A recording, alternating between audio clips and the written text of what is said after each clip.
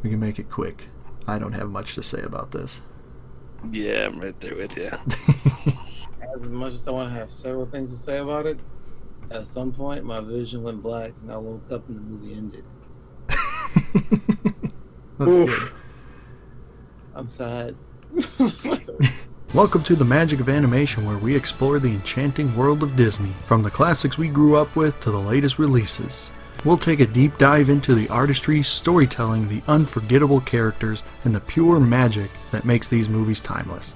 So whether you're a lifelong Disney fan or new to the magic, sit back, relax, and join us as we embark on our journey through the wonderful, magical world of animation.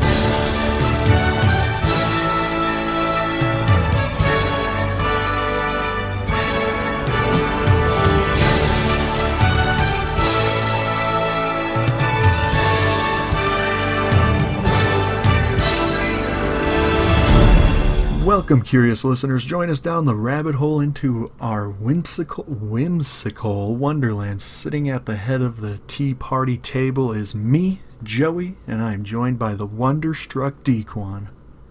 Oh, What was that? That sounded like pain. that was my wonderstruck hello. Come on, man. What are you talking about? The inquisitive Kevin. Hello, hello. And the enigmatic Mike. I don't know what that word means, so hi. I looked it up earlier and I don't remember. Enigmatic. It means difficult to interpret or understand, mysterious. Oh. Okay. I just read mysterious earlier and went for it. Mysterious. How are all you boys doing today in the mad, mad world? I can safely say I'm kind of refreshed. But we won't go on the topic of why I'm kind of refreshed. I'm doing good today. Yeah, Mike. Minus my allergies, we good. Oh, yeah. Like I said in the pre-recording, the smoke has had me not being able to breathe for like a month straight.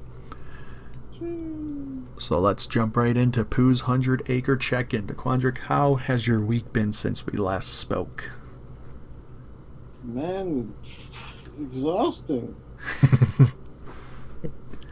Like, exhausting. Been working a lot. But other than that, it's been alright. That's good. Kevin?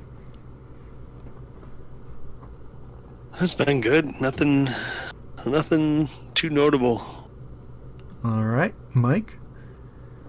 Been busy, but good. I've been enjoying it, actually. That's good. Like I also said in the pre-recording, my week was boring as usual, but my weekend was chaotic. I got invited to go to Disney World for my travel agency. They invited me out, so I'm going on that. So I had to plan everything this weekend because it's in less than a month. And then we decided to go up north, and so I had to plan all that. And then because we're going on those two trips, I thought that I couldn't say that I can't go to Las Vegas for my dad's birthday, so going on that too. So had to plan 3 vacations this weekend. So that was fun. That's a lot of stuff to plan. Oh yeah. So with that, we'll jump into Baymax. Stats from Baymax, that's what it is. Alice in Wonderland was released by Disney Animation on July 28th in 1951, just 1 year after Cinderella. I didn't realize that they were releasing a movie every year at this point. Ichabod, Cinderella, and Alice all came out a year after each other. That's cool. It was based on Alice's Adventure in Wonderland and Through the Looking Glass by Lewis Carroll, produced by Walt Disney, of course. The budget was $3 million, and they only made $2.4 million, so it was actually a loss.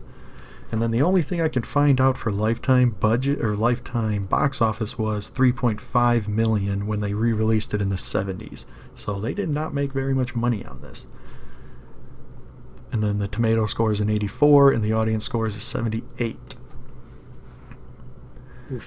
Then also, just a quick stat or fun fact, Walt Disney had a distinct vision for the film's art style, and he wanted to capture the whimsy and absurdity of Lewis Carroll's original work, and the production was delayed multiple times due to the complexity of adapting the source material. But you know, Walt has to have everything perfect, so he doesn't care how long it takes and how much money it costs. With that, we'll jump into Dory's Dive into Memories. Quandra, do you have any memories of this movie?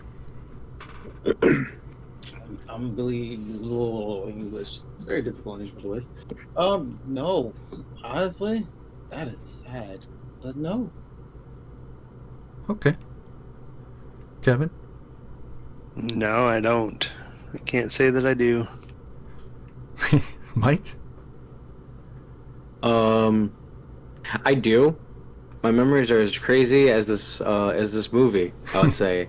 Just the bits and pieces are just sort of like memories stuck in my head that rewatching it kind of like unlocked them. Right. Like mostly with I don't know why as a kid, but every time I watched them eat the plate, that stuck in my head for such a long time, and I'm like, that makes me want to eat a plate. I'm not gonna, but it made me want to because he made it, he made it look good. Dang it, why'd they do that? That's a memory. That's a memory that didn't leave my dang brain. That's wonderful. For me, I don't remember ever realizing how old this movie was. I didn't realize that this movie came out that long ago, but obviously it did. And then the only thing I remember from the movie itself is when they're playing croquet, and they have the birds as the clubs and the mole as the ball. When I watched that, I was like, that's like a memory that was just tucked away deep in the back of my memory or my brain that just got unlocked there. And a more recent memory is when we were at Disney World. Magic Kingdom has a center, as all parks do, and that one is themed like Alice in Wonderland, and they have the movie playing on the TV in there all day, every day. And we used the baby center about 5 or 6 times, so I had to sit there and watch 10 to 30 minutes of it 5 or 6 times. And I swear it was the scene with the flowers every single time. Sound like a man of flowers to me. So with that, we'll jump into Timon and Pumbaa's movie review. Wait, quick thing. You didn't hear my computer go off, right? I don't know. I wasn't paying attention, I guess. I heard nothing. Okay, cool. Because that's why earlier I said I was like, oof, because I saw my computer made a beep noise, like a ding noise. I'm like, oh crap. Mine's gonna do that now that I'm in the group chat for the Disney trip with the travel agency. That's unfortunate. I didn't think about that. I just wanted to make sure that didn't get picked up. So we'll jump into storyline / plot. My note is that there is no plot, because there is nothing driving the narrative, and there is no conflict until she runs into the Queen of Hearts, but that is like within 10 minutes of the end of the movie. Yep. Well, couldn't you technically say the conflict for the movie is chasing the rabbit, finding out what's with this rabbit? Alright, so I have That's the narrative driving it? I have a note about that. Why is she so obsessed with that rabbit? Oh, because curiosity, she said. But there's Yeah, so it many was- other characters that were more interesting than that rabbit that she kept Yeah. abandoning to go for the rabbit. You have to But see, the rabbit is the one that she's seen in her own world before she fell down the rabbit hole. Yeah, there we go. There we That's go. the one that let her in and reeled her in. And she spent time with those characters and kind of already got a feel for who they are. Or they just straight up ignored her. Right. And am I right in thinking that this movie was just her dreaming? Yeah. Nah, bro. Wonderland's real. Well, you missed the end of the movie, so No. at the end of the movie, she's running away from the queen and she sees herself sleeping under the tree. Yeah, I know. That's an out-of-body experience. But just remember, a dream is a wish your heart makes. Well, that's a bar. Well, that was a dream that she greatly regretted afterwards. That's I, manifestation. That's to be debated. I mean, maybe she enjoyed it. Maybe, we don't get much after this. It gave her that thrill, but she so desired. and frustration and saying, I want to leave and go back. She's like, what was her name? What's the girl's name for the Wizard of Oz? Dorothy? She's like Dorothy. Right. You regret what you asked for. Her little cat Dinah is probably the smartest Disney animal sidekick ever, because when Alice fell, the cat was like, I ain't going down there. Hey, that's how you know that it wasn't a dream. She You know could've what's dreamt funny? that. What was the saying they said in the movie for it? Curiosity. Because I know they didn't use the one of curiosity killed the cat. I don't know. Ah, dang it. I thought someone here would remember. I can't. Anyways, I found that kind of funny that Alice, the one who falls, and the original saying, I believe, is curiosity kills the cat, but the cat straight up said, nah, I'm not going down there.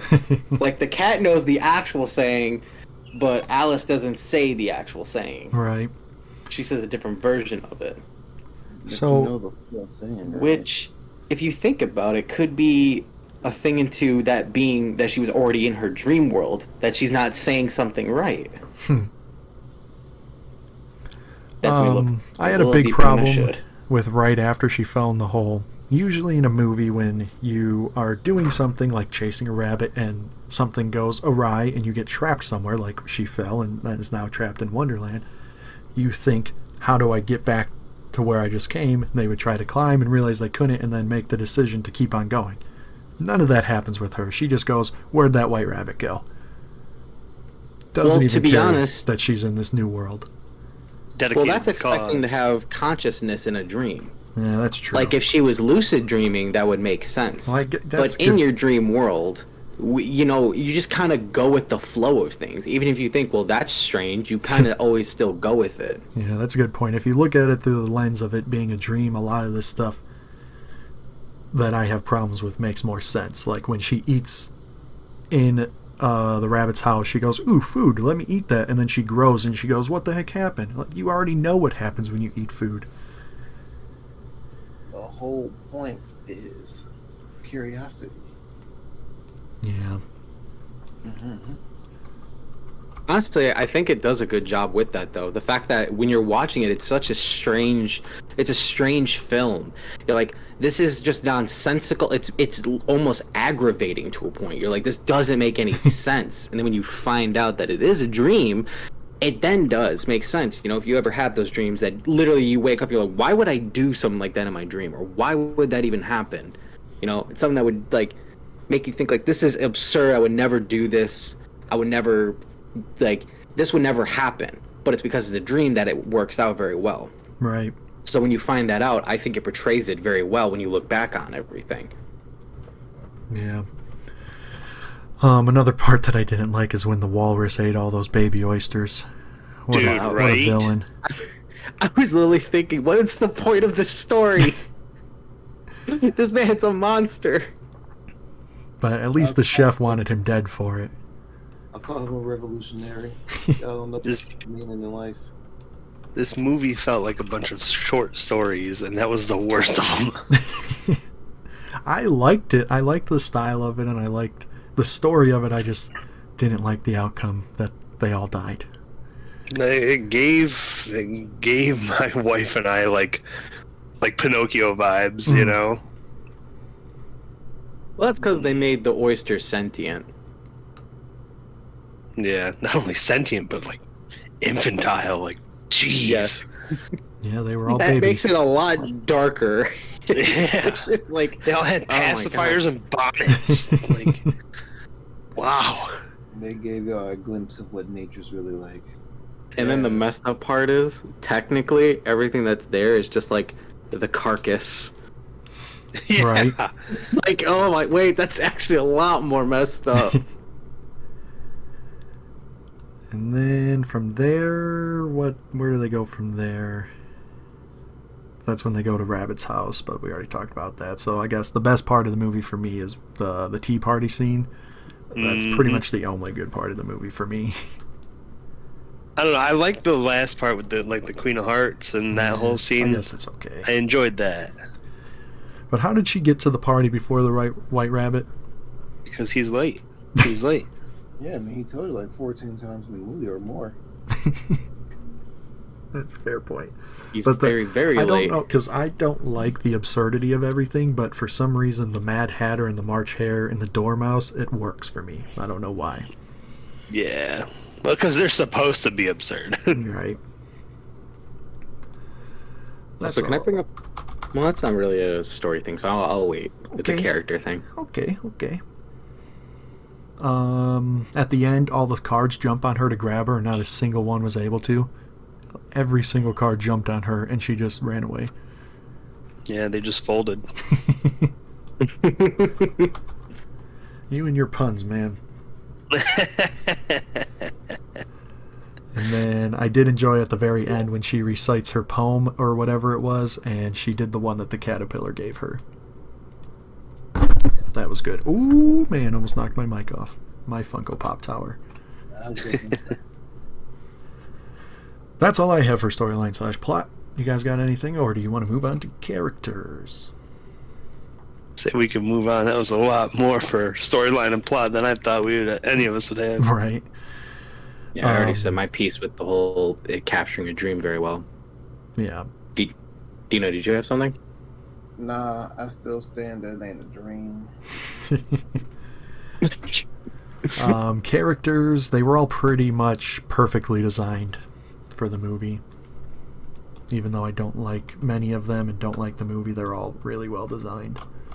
Yeah. Especially Alice. I agree. Alice has a very iconic design with that long yellow hair and the... Does she have an apron on, or is that just the design of the dress? Looks like an apron to me, but it might be the design of the dress. I think it actually has a specific name, and I don't think it's called like an apron. At least not for that kind, because it doesn't hang like low around the neck like a normal apron does. Tweedledee and Tweedledum were fun. Mr. Walrus had a cool design, and he had a great voice, even though he sucked. Which one was that? Was that The walrus who ate all the oysters. Oh, that guy. I wanted to bring up. I hated. Who was the bird? The bird dodo? on the ocean. Was Dodo? he Dodo? Yeah, Mr. Dodo. Yeah, I hated that dude. Fun That fact. man straight up was like, there's a girl in a bottle trying to ask for help. Don't want to do that.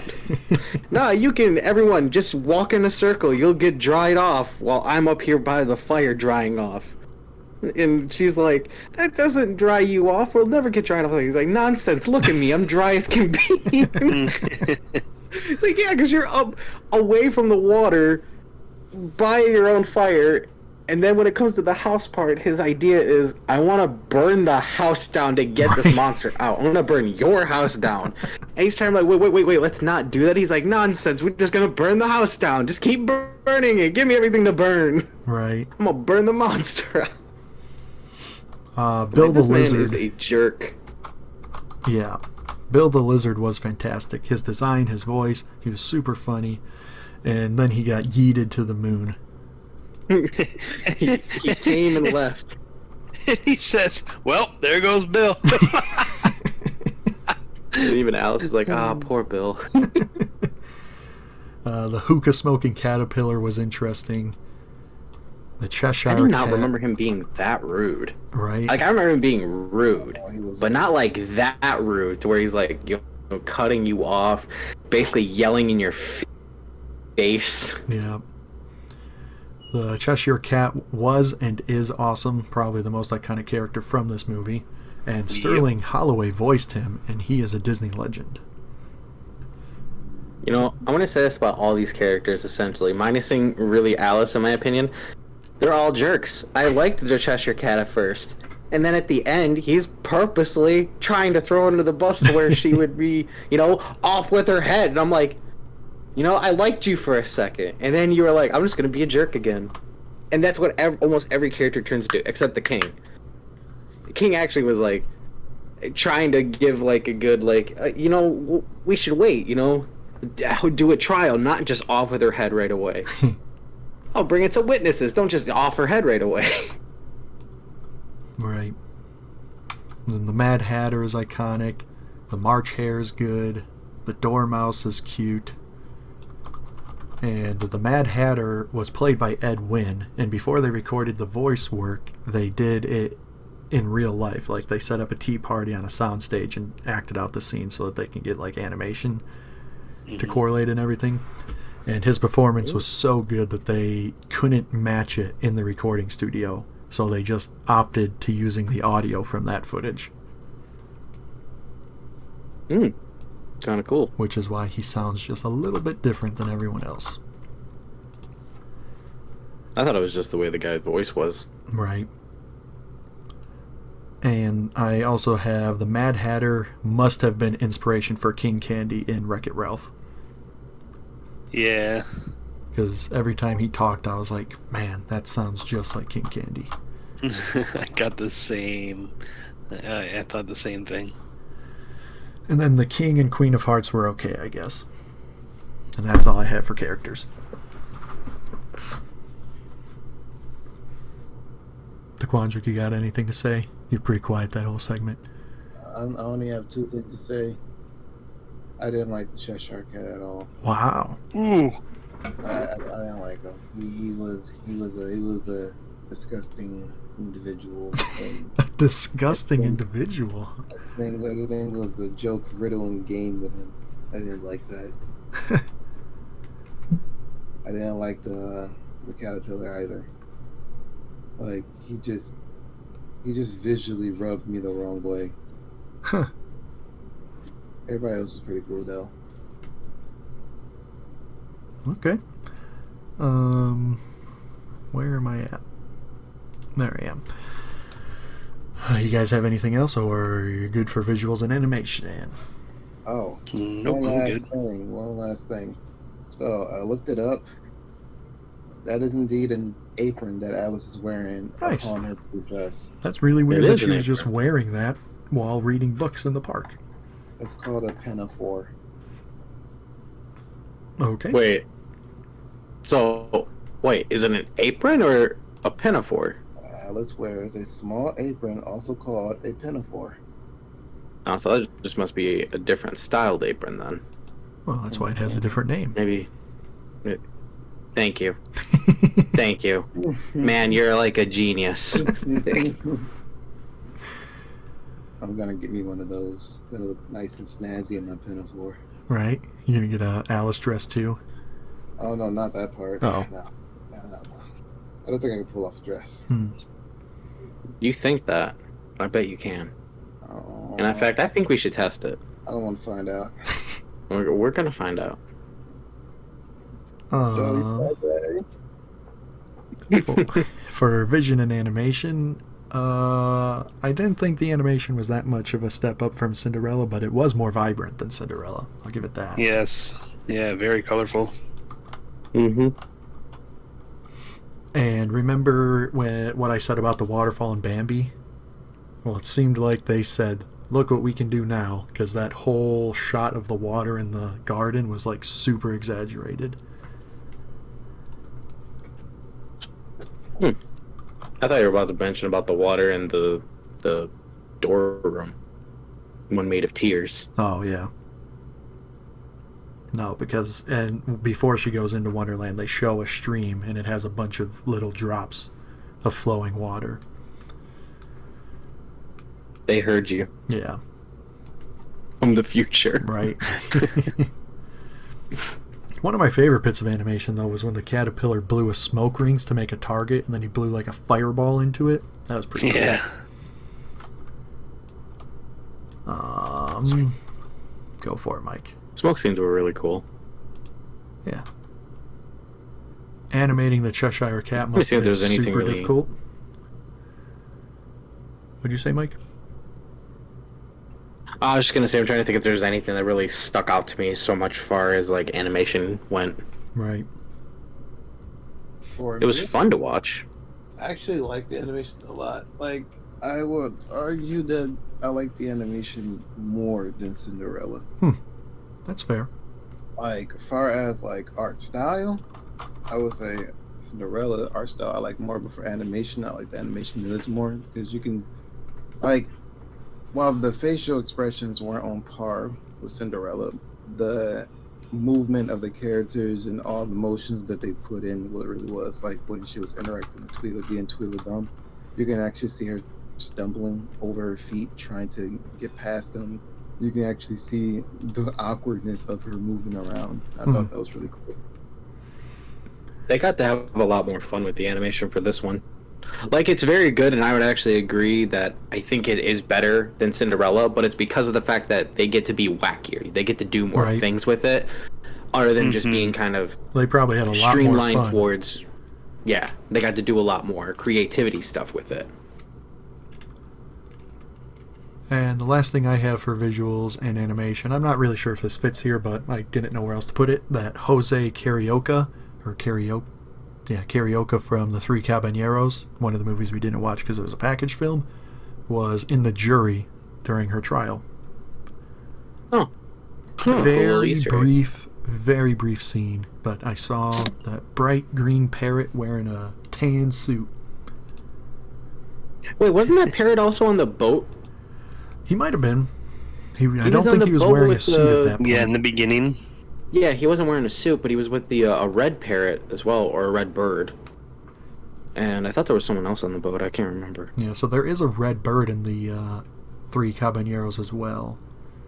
I don't remember. So that his might have been a name. callback entirely. Yeah, could have been. Could have been. You guys got anything else for animation? No. I enjoyed the style. Pretty colors. I don't really know if this would go in animation, or if it should have been in character. But I found it funny. They were like, whenever the mouse went kind of like, got scared, they were like, give him jam. Right. And instead of like feeding him jam, they just basically put it on his nose. face or on his nose, just like all over it. Basically, I'm like, and that just calms him down. I'm like, okay. So And good to at know. Disney World, there's a ride called the Mad Hatter's Tea Party, and it's like the teacups ride. And in the middle, it's a teacup, and the dormouse pops up out of the middle. And whenever he does, it's like the loudest bang ever, and it's so weird on why it's so loud when he pops out. They probably need to do some maintenance on that ride. Yeah, probably. I don't know if that would be intentional. Right. For music / soundtrack, I only have one thing, and it's the Happy Unbirthday is probably the only good-ish song. Yeah. Yeah. Yeah, honestly, I can kind of agree, but I only say kind of because it didn't really get any of the music, to be honest. I hate to say it. It was kind of like, as compared to when we last watched Cinderella, and I'm not trying to draw comparisons to it, because I'm Right. trying to just rate these as I individually watch. But after I finished watching, I looked back and I thought, I'm like, dang, why did they not do much with the music, in my opinion? See, Yeah, that's what's crazy is like at least 30 songs were written for the film and discarded. And yet the film was still nominated for a best scoring of a musical picture for an Oscar. It doesn't make any sense because this movie feels like it would have like the best music because of the source material on how wacky everything is. So you would think that Yeah. the songs would be a lot of fun, but there just isn't any. Plus, some of the characters are just rhyming in general on their Right. own. But But it's that like the is- actual dialogue was more interesting than the musical dialogue. Yeah, I agree. But that is all I have for music. If you guys want to move on to emotional impact. And my single note for this is none. Yeah.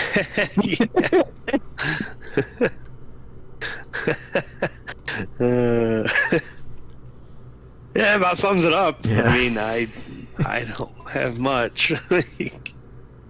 For me, just fun. That's about it. Right.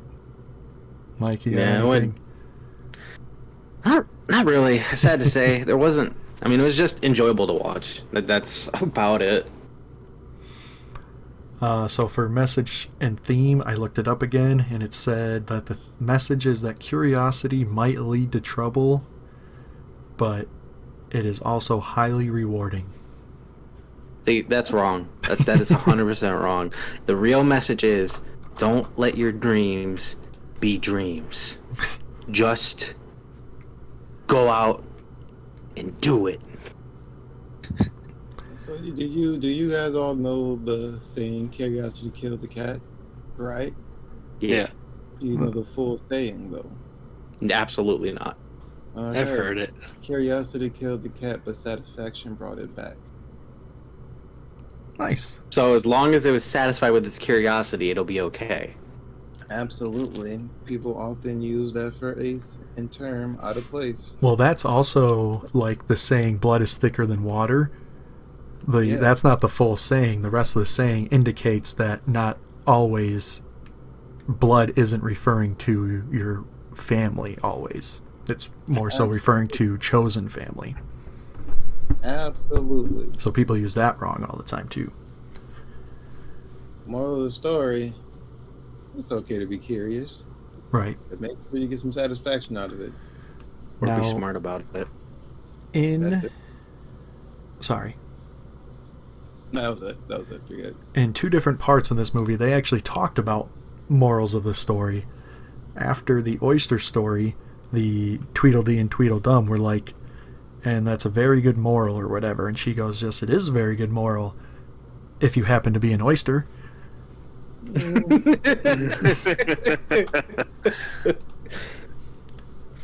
And That's such a good then response. at one point, she says, when one is lost, it is good advice to stay put until someone comes to find you.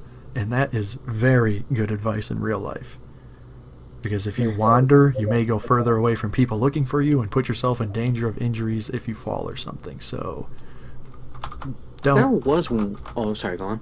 I was just saying, don't go wandering off if you get lost. Just stay put. Or follow flowing water. Or follow a rabbit that's late.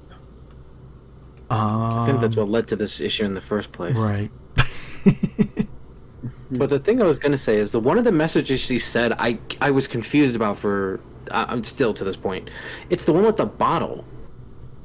She was saying like if it could be poisonous and something like take it at caution, and yet she still went and just drank it like it was all fine. Right. And she was saying something else with it, like if it could be poisonous, just take it at ease. And I'm like, wait, what? No, what is the message you're trying to tell? Like, even now, I'm confused. I can't even think of it exactly what it was she was trying to say. And she was saying it like, oh, just telling myself a moral for the future. And I'm like, but what message, please? I need someone to explain this to me. I got nothing. Still confused. God. So I'm assuming we can move on to humor. Like Mike, you mentioned, I loved when Mr. Dodo suggested that they burn the house down, and the White Rabbit went along with it until he realized what he actually said. That was great. Then the punny creatures were funny, like the rocking horsefly and the bread and butterflies. Then I very much enjoyed the Mad Hatter trying to fix the White Rabbit's clock and absolutely destroying it. He did a great job with that. You know what's weird? I think there was something locked to my brain about the eating in this movie, because I remember Alice eating one of the butter bread flies, Yikes. and I swear I remember the Mad Hatter taking a bite out of the clock after he put all that food in there. Yikes. I don't know why I remember them eating a Them lot. eating in this that movie. plate really messed with your head, huh? I guess so. I guess so, because I'm like, I swear they ate like everything you shouldn't be eating like that. And then Maybe the I was last thing I have for humor is when the king was announced by the White Rabbit, I liked the single card that yelled hooray. That was good.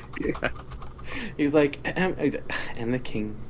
And that's all I got for humor. Alright. World No, I don't building. have anything either. World building is pretty good, I guess. I wasn't pulled in like I was in other movies. I was just confused most of the time, but I guess that's the point of it, so. Mm-hmm.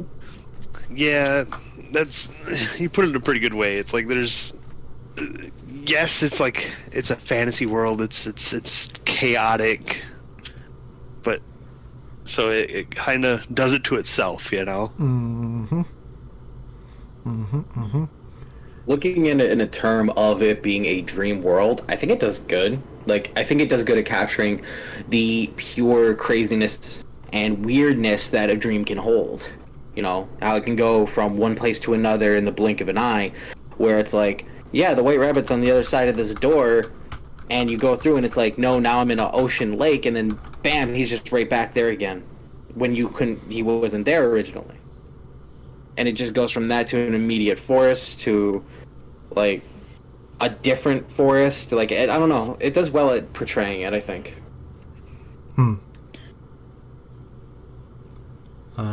If you guys don't have anything else, we can go to Legacy. Yeah. Everyone's favorite part in this movie that is on so many different types of merchandise, like shirts, journals, coffee cups, home decor, etc., is "We're all mad here." But the Cheshire Cat never says that. He says most everybody's mad here. So what is that about? Another Mandela effect. Right? Actually, I never heard that second saying. In fact, when you were first saying it, I thought you were relating to the Mad Hatter. Does he say that? Maybe No, I that's don't where it know, but comes every from. time I hear anything about being mad or crazy, I usually always think the Mad Hatter. But I just know that "We're all mad here" is on so much stuff, and it's like the most famous line from this movie. And it's not even in it, unless the Mad Hatter says it at some time and I missed it, but I always thought that the Cheshire Cat is on those things. I don't feel Is like it- that's necessarily a Mandela effect, though. I feel like that one's more of a marketing thing. Like, the original phrase wouldn't really translate very well for, marketing. Wow, we're all mad here. It's just easier to say and to roll off the tongue. Oh, you know what? I just looked it up. It's in the live action version, That's what I was about to say. I was about to say, unless it's from the live action. I think. That would make sense, especially since the idea of merchandise would be more ideally made at the time that the live actions came out, and not so much around the time that the animated version came out.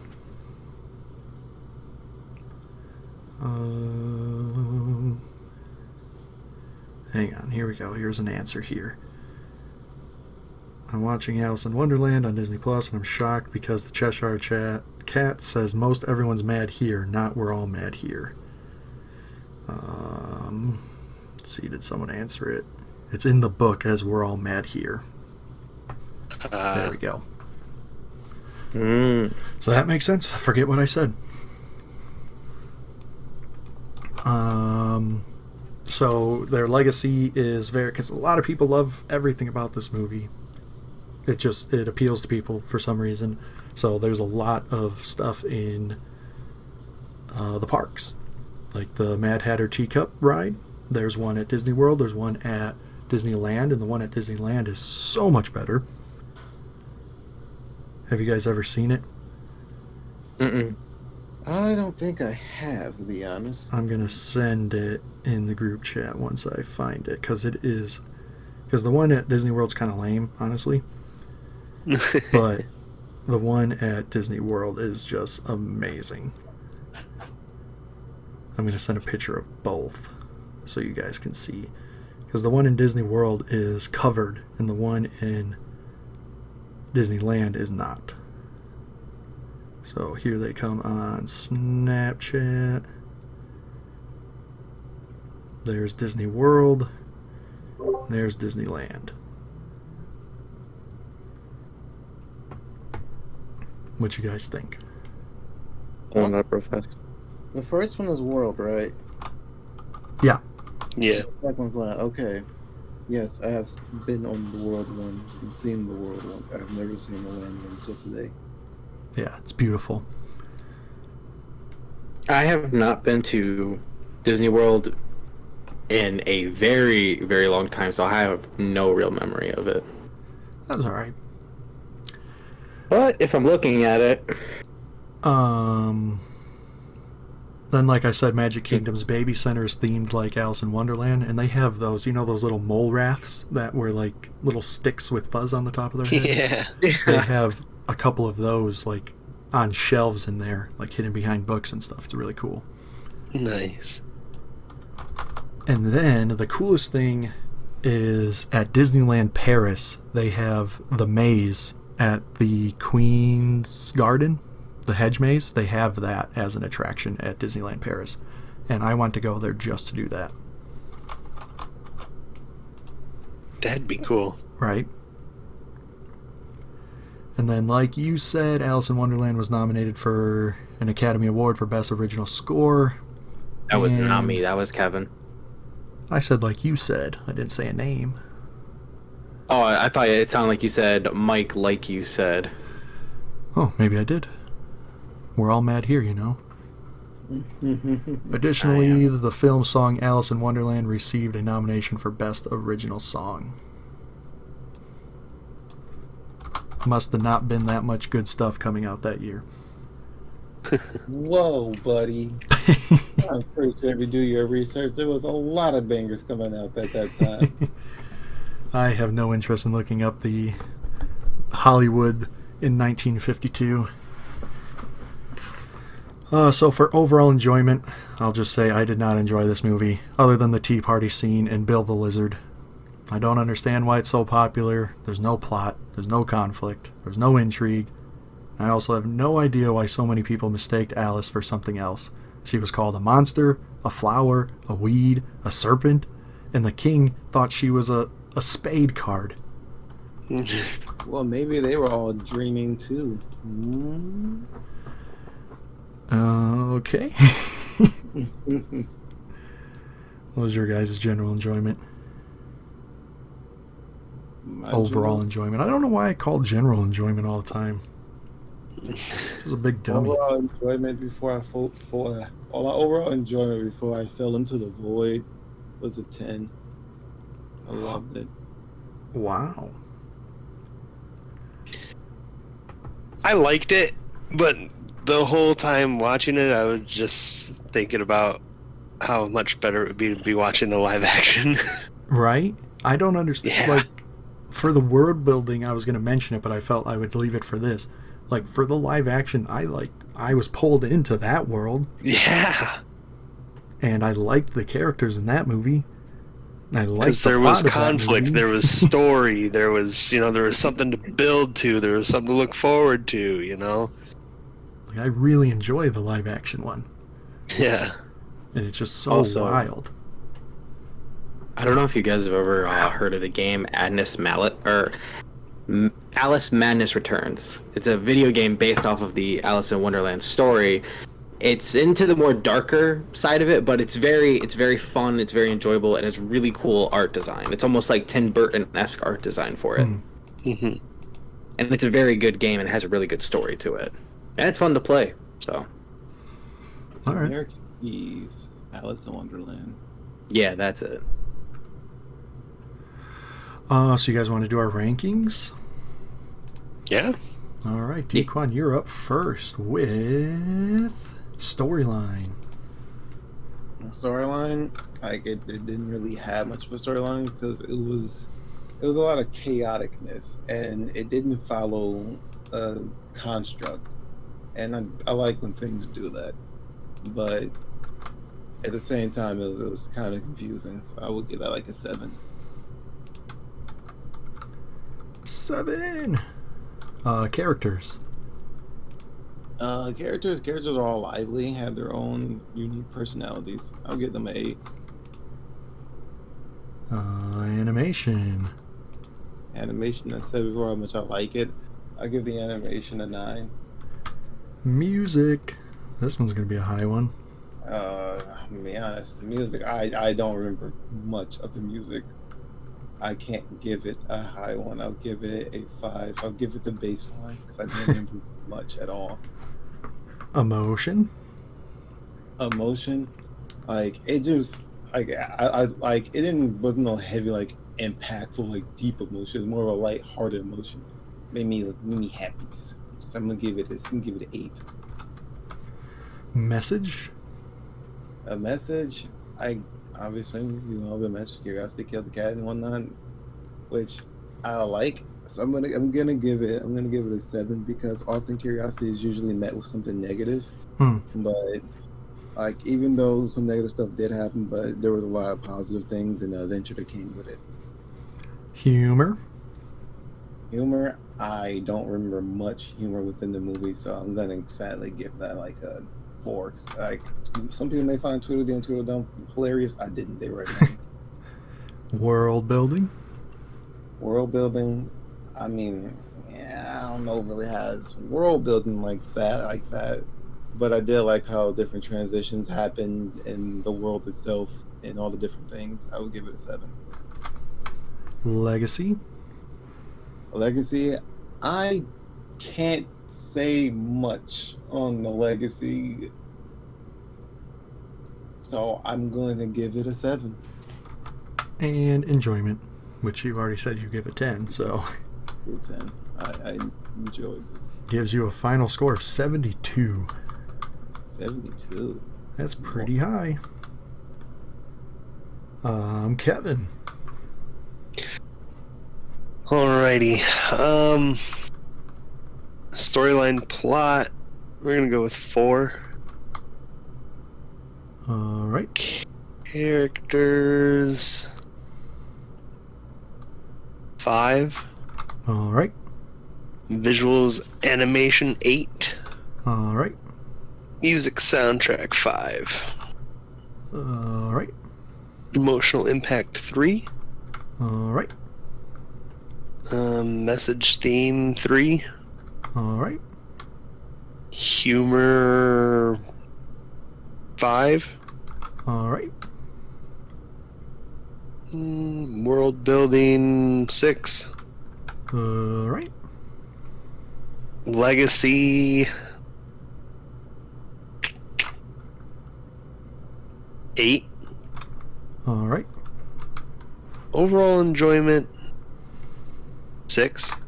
All right. That's a final score of 53. Is that your lowest? No. No. Not even close. Not even close to your lowest. All right, Mike. All right. So first one is story, right? Yep. I'm gonna give it a 3. Yeah, 3. All right. This one is characters. Mm-hmm. I'd say an 8. 8 sounds fine.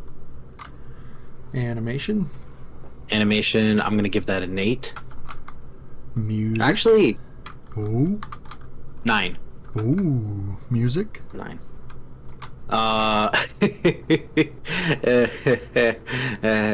3. Nice. Emotion.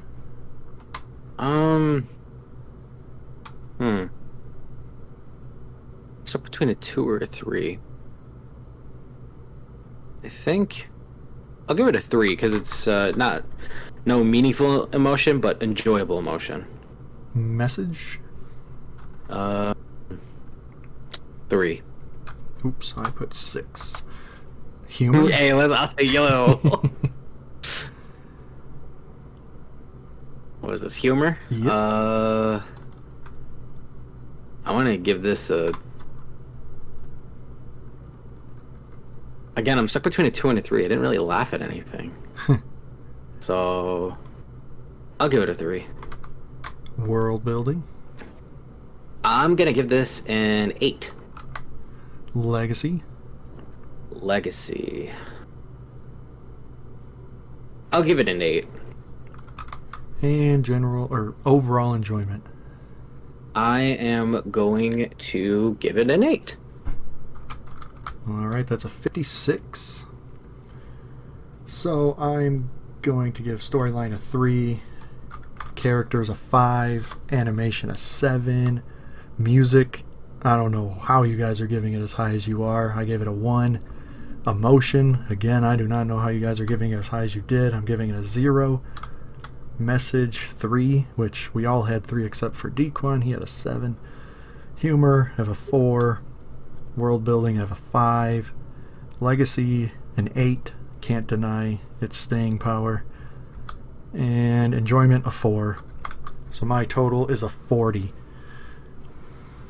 Yeah, I did not like this movie.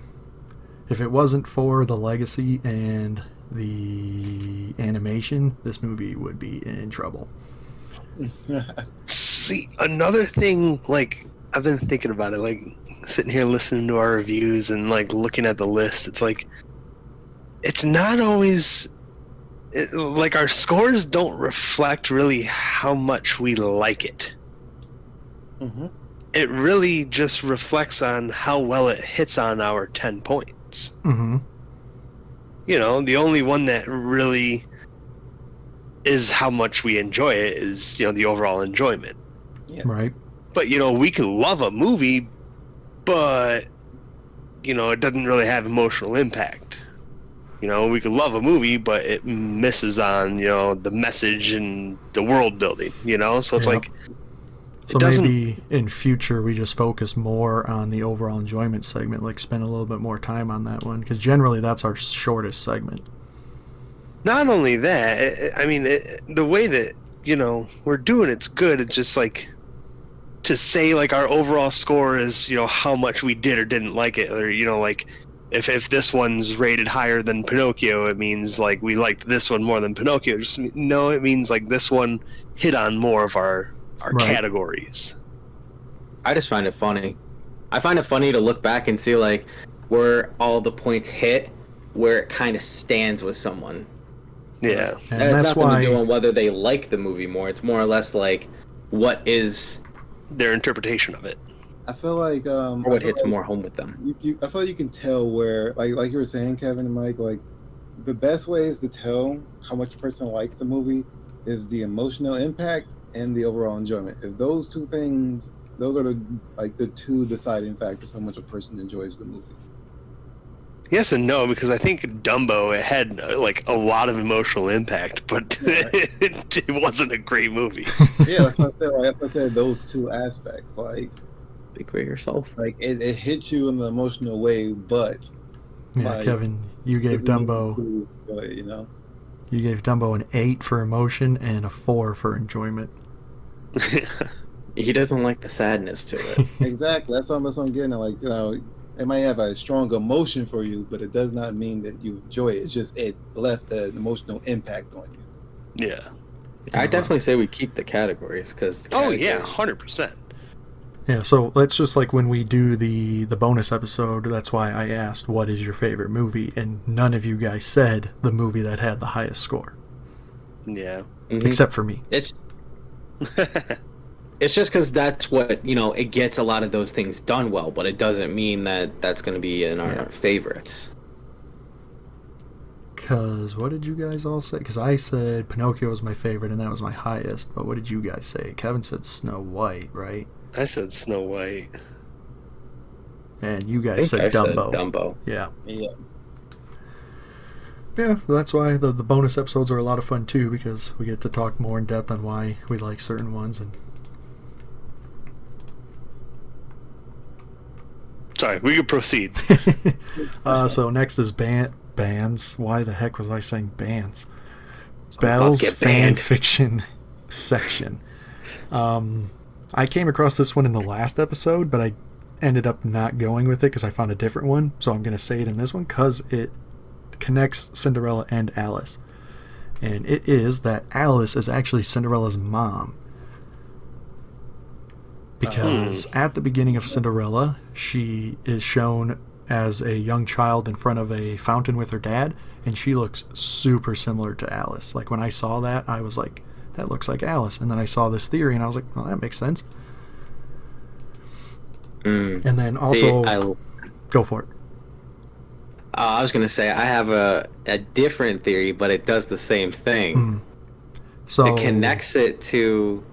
You go first, though. Just to finish mine off real quick, the person whoever wrote this said that whoever the lady was with Alice at the beginning and at the end, she looks a lot like Lady Tremaine. So the theory is that's Alice's older sister, and Cinderella's dad marries her sister-in-law after his wife dies.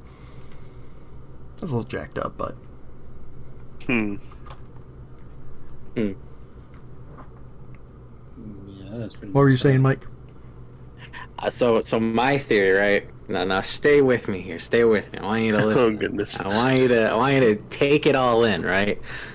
So Alice is actually the fairy godmother who was originally the blue fairy. Oh boy. Here we go. Right? So No.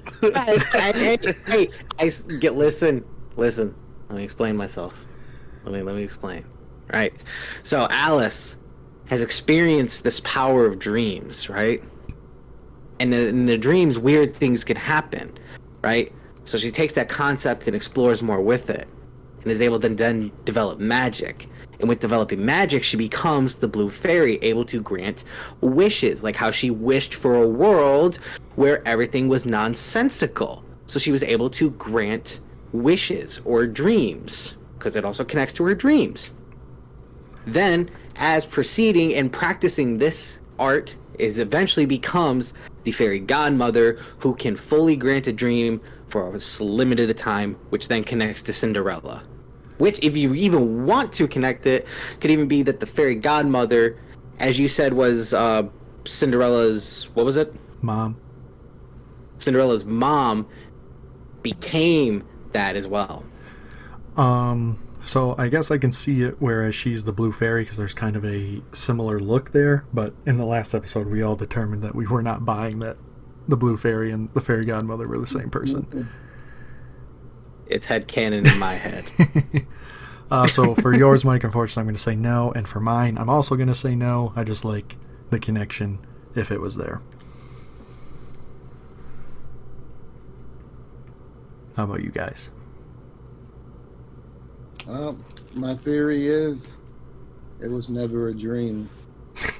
It was only depicted as a dream, and Alice believed that it was a dream. So therefore, the viewers also believed that it was a dream. Also going to say no. I mean, to the that. ending of the movie literally says, "You're dreaming," and she yells to herself, "Wake up! Wake up!" Yeah. And then wakes up in the same spot where she was before she went into the dream. So what do you hear those? You ever hear those moments where you wake up and you thought something was a dream, but you end up having said items around you from what you portrayed as a dream? in movies? Just in general, the movies count too. Yeah. She didn't have anything from her dream next to her. But I'll make you a deal. If you say mine's canon, I'll say yours is canon. Wait a minute. Wait. Well, I'm gonna say all three are not canon to me. What do you guys think? I'm on board. I can agree with that. Dang it. I guess I'll agree too. Riley's Emotions is next. What was everyone's favorite and least favorite moment? Dequan, you're up first.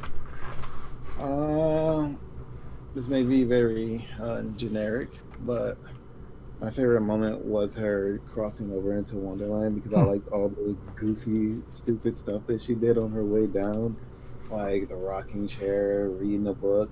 So I'm like, bro, that's me right there. That's me. How about least favorite? My least favorite. What would my least favorite be? Do I have a least favorite, really? I guess you can say, like, when she was on jury.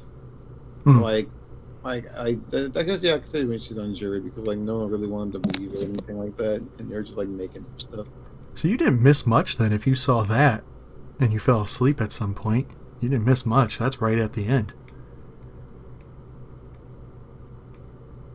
Thank you. I appreciate it. Kevin? Fell asleep as she woke up. D1 never really watched the movie. He just dreamt He it. dreamt that he watched it. No, bro. See, that's the thing I was talking about. I woke up and my movie was, like, right at the end. So Hold on. I thought it was a dream was real. That's my fan fiction, alright? I think it's headcanon. That's incredible. Okay. Least favorite scene would be the oysters, Hmm. and favorite scene's the tea party. Nice. Mike. I'm gonna say my favorite scene is similar to Dino's with the whole falling down the rabbit hole, but even extended up until it goes through the keyhole. Hmm. That whole scene in general to me is very enjoyable. I liked it a lot. Yo, I hate that doorknob, bro. I'm sorry. Doorknob was fine, just doing his job. I hate the scenes I hate was the ones with that dodo bird. That dodo bird was a jerk through and through. The man left her to basically be stranded in a bottle in the ocean. Only cared about making himself dry and have people still running in a circle, get hit by water, and then try to set a guy's house on fire. That dodo the bird had a mission. Yeah, to be a jerk to cause issues. My least favorite scene, I'm gonna say the flower scene, because it's not that entertaining, and I watched it 400 times at Disney World. And then my favorite scene is obviously the tea party scene. So, favorite and least favorite song, this is probably going to be real quick because there's nothing.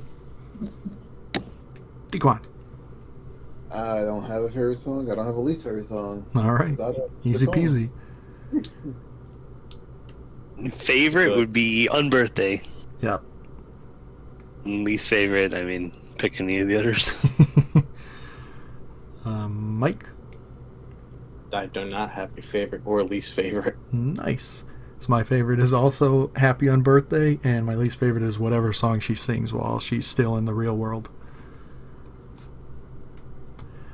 Favorite and least. I got a fun fact for that one. Do it. So that song, there's actually a song in place for that one, and it got cut. And the song that originally got cut ended up. So the name of the song was Beyond the Laughing Sky, and it was intended for Alice to sing at the beginning, but due to the limited singing abilities, the song was cut and replaced with In a World of My Own. But the song wasn't abandoned. The lyrics were rewritten, and it became Second Star to the Right for Peter Pan. Well, that's one way to cut costs on the next movie after you have a bomb in the box office. Right? Yeah, it only opened at 1.2 million. Yeah, not very good. And the Cheshire Cat was originally supposed to have his own song, but that was one of the 30-plus songs that got cut. Sorry, go ahead. Favorite and least favorite characters, Dequan. Favorite character should be no question. It's Alice. Like, I have a fondness for Alice and the aesthetic of her and everything. My least favorite character, well, man, that's a hard one because I don't like Tweedledee and Tweedledum, and I don't like Cheshire Cat either. So, like, I really can't choose between those two, but I guess I would say Cheshire Cat because Tweedledee and Tweedledum was just annoying. Holy moly, Cheshire Cat's your least favorite? Absolutely. You see, the thing about Cheshire Cat that people like so much is the quirkiness and the disappearing and the smile, but under the surface, dude's really just an antagonist. He has like a foot-long pastry with purple and pink chocolate drizzle all over it at Disney World called the Cheshire Tail. Look, hear me out. Just because you have cool-looking things and the fact don't mean that you're a cool guy, and that Cheshire Cat proves that point. Kevin, what do you have to say about your favorite and least favorite characters? So least favorite's the Walrus, and favorite is a very close race between Cheshire and Mad Hatter. But Mad Hatter will have to take it if I got to choose. Right. Mad Hatter's good. Mike? I'm gonna say my favorite is Alice, and least favorite is the dang dodo bird. Leave my boy Dodo alone out of this, man. And leave the Cheshire Cat alone. The war crimes were necessary to the fucking movie. And so was him antagonizing everybody. That is very true. He's not playing sides. The Dodo wasn't playing sides either. Dodo was a villain. So my least favorite, I have a lot, because like I said, I rank everyone, and I have a lot at the bottom, obviously, because people need to be at the bottom, but I don't really dislike any of the characters, even though I don't like the movie. I think all the characters are fine. So I guess I'm going to put the caterpillar in last place. I'm actually amazed you didn't put the walrus down there. Well, I liked his design and I liked his voice. So he has a slight edge over the caterpillar. Y'all put the rubs in the wrong way too, I ain't gonna lie. But number one is a really tight race between Bill the Lizard and the Cheshire Cat. So I'm going to put the Cheshire Cat. Well, there goes Bill. Poor Bill. So I'm going to put the Cheshire Cat at number one, so he's my favorite. I demand a recount. Wait, don't you dislike cats? What is this nonsense? I don't like cats, but I like animated cats because I don't have to deal with them. Yeah. You can't see it right down, but I'm scoffing. Wait, what does scoffing mean? It's like an expression, really, and a sound. Yeah. It's like, Like that? yeah, pretty much. Do I have any questions? Yeah, I do. Because we don't have any questions, so let's just see if I can come up with any. I have a question too. Go for it. If you could hang out with one character from a Disney animated movie, who you choosing to hang out with for a day? And what do you plan on doing? Oh, good idea. I'm gonna hang out with Genie because I feel like we can get into some wicked stuff, bro. With who? Genie. Oh, okay. That one seems kind of... Of course you'd want to hang out with a genie. You're going to get 3 wishes. That's not about the wishes. It's about the journey that we take on the way. Come on, man. It's not about the wishes. It's about the friends we made along the way. Oh, me and Genie can go like exploring. Aladdin then shows you the world. Genie's gonna show me the world. We're gonna have a blast. Kevin, you got an answer to that?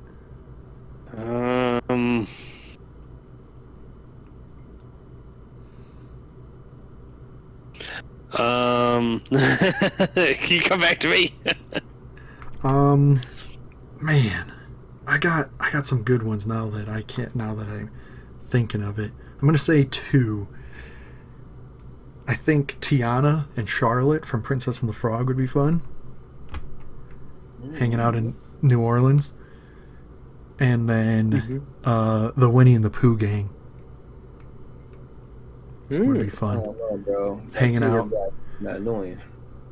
What? So I don't know. That Tigger guy is kind of annoying. No, he's great. No, So- he just likes to bounce. I'm going to say Winnie the Pooh as my answer because you said which character. So Winnie the Pooh, and I'll just walk around 100 Acre Woods with him and just talk because he likes to listen and give advice.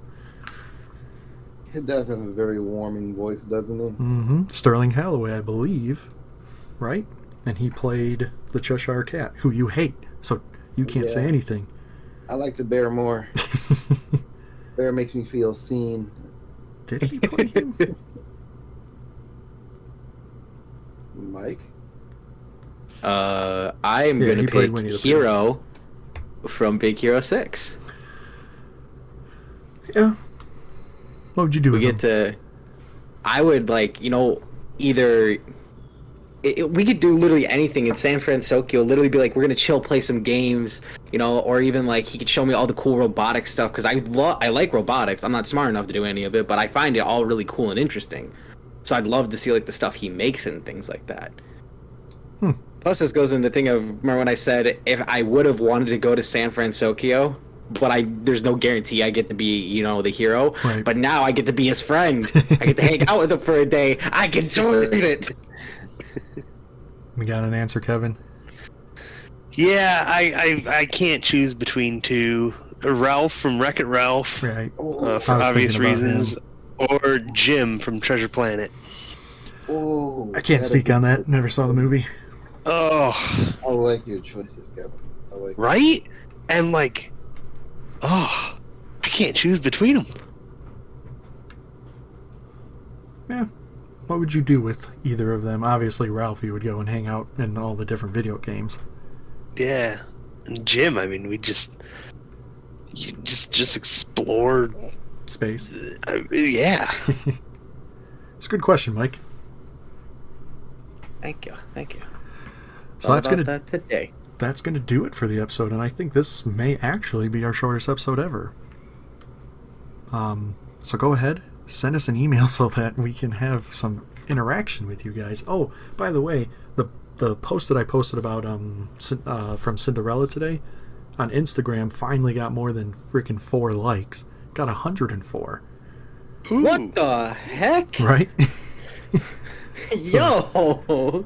So hopefully that brings some more ears to the podcast. Let's go. So if you're listening to this because of that, welcome. And follow us on Instagram at The Magic of Animation Pod with underscores in between each word, and on TikTok at The Magic of Animation with underscores in between each word. Taquandra, where can the people find you? They don't mind. At Twitter. Nice. Kevin, radio silent still? Yes, sir. Mike, where can the people find us on Twitter and YouTube? Yeah, TMOA _pod for Twitter. And YouTube is The Magic of Animation Podcast. You can find us on those. And like Joey said earlier, for the Instagram and TikTok. Mm-hmm. Yeah. For me, you can find me on TikTok at People Call Me Joey with underscores in between each word. And that's going to do it. Really enjoyed the conversation. Really enjoyed the pleasant conversations waiting for Taquandrick to show up. It was a good time. I was here the whole time. I thought the journey was on the way. And He was lost in Wonderland. that's fantastic. That's a perfect way to end the episode. And they all lived happily ever animated. Man, Mike's been really slacking on his little... Oh boy, Mike was doing thorough research. Doesn't exist anymore. What? You missed the ending. Research, I told you. I got this. My brain wandered. I legit just zoned out for like a hot minute there. What?